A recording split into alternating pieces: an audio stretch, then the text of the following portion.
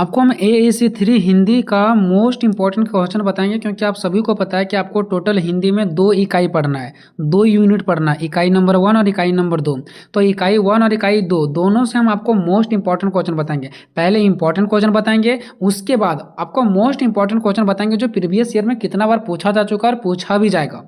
ठीक है, और इस क्वेश्चन को मैंने पिछले साल जो पेपर पूछा गया उसके अकॉर्डिंग मैंने यहाँ पे लिया हूँ। ठीक है, कि किस प्रकार से विनोबा भावे यूनिवर्सिटी के द्वारा क्वेश्चन पूछा जाता है। ठीक है दोस्तों, तो देखिए सबसे पहले अगर मैं सिलेबस की बात करूँ दोस्तों, आपका जो AAC3 पेपर है, ठीक है, वो टोटल 50 मार्क्स का होगा। समय आपको 2 घंटा मिलेगा, आप सभी को पता है। ठीक है, एक नंबर का 5 क्वेश्चन रहेगा, 5 नंबर का 2 क्वेश्चन रहेगा, और आपका 15 नंबर का 4 को बनाना होगा। ठीक है, आपको संज्ञा, सर्वनाम, विशेषण, क्रिया, अव्यय और वक्तृता, कौशल, फिर दूसरा में पढ़ना है इकाई, संधि, समास, उपसर्ग, प्रत्यय, अनुच्छेद, लेखन। ठीक है, अब इससे हम इंपॉर्टेंट क्वेश्चन आपको बताते हैं। ठीक है, सबसे पहले देखिए semester 4 session 22-26 AAC3 VVI important question.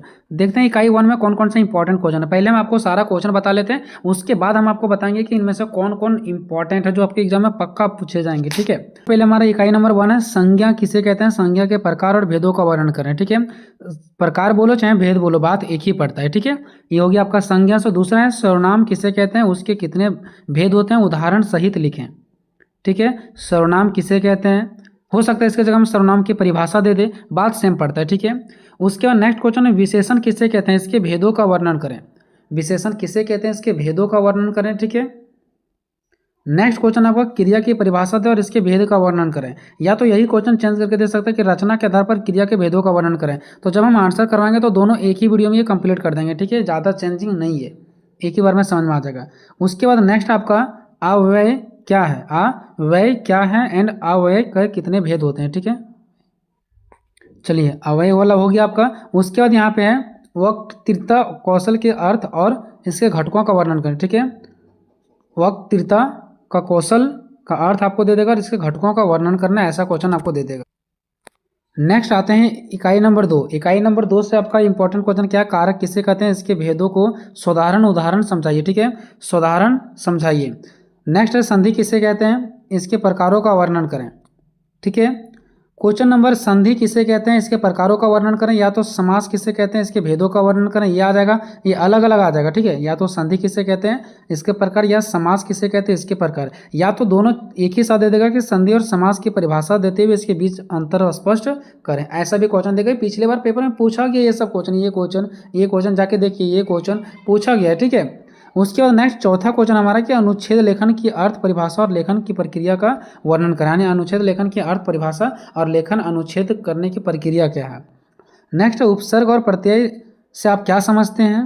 ठीक है, और इसके बीच अंतर स्पष्ट करें, पिछले बार पूछा गया। ठीक है, उपसर्ग और प्रत्यय। अब हम आपको बताते हैं जो मोस्ट इंपॉर्टेंट क्वेश्चन है। देखिए दोस्तों, आपको इकाई नंबर 1 से जो मोस्ट इंपॉर्टेंट क्वेश्चन के रूप में पढ़ना है वो आपको पढ़ लेना है संज्ञा, सर्वनाम, क्रिया, विशेषण और क्रिया।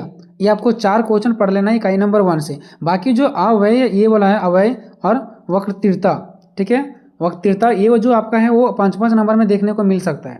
आपको 1 नंबर के और 5 नंबर का क्वेश्चन अलग से पढ़ने की जरूरत नहीं, यहीं से आपका कंप्लीट हो जाएगा। तो ये दोनों को आप छोटा सा आंसर में देख लेंगे। ठीक है, जो कि मैं आपको करवा दूंगा। ठीक है, कि अव्यय क्या है और वक्तृता क्या है।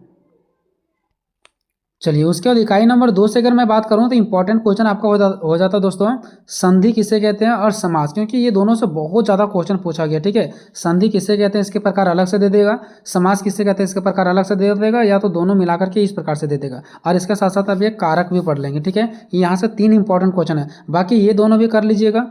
ठीक है, ये सब 5 नंबर में पूछा जा सकता है, 1 नंबर में पूछ दिया जा सकता है। ठीक है, तो ये आपका इंपॉर्टेंट क्वेश्चन है। क्वेश्चन आंसर बहुत ही जल्द करवाऊंगा। ठीक है, बस अब दोस्तों में शेयर कर दीजिए कि अब क्लास स्टार्ट हो चुका है। ठीक है, तो मिलेंगे नेक्स्ट वीडियो में, तब तक जय हिंद जय भारत।